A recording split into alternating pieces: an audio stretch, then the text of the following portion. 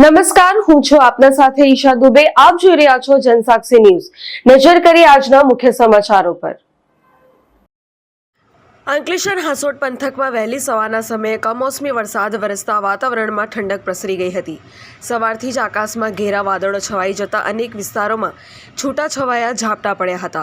હાંસોટ તાલુકાના ઇલાવ, સાહોલ, બાલોતા, સુણેવ, ઉભા અને આસપાસના ગામોમાં વરસાદ નોંધાયો હતો.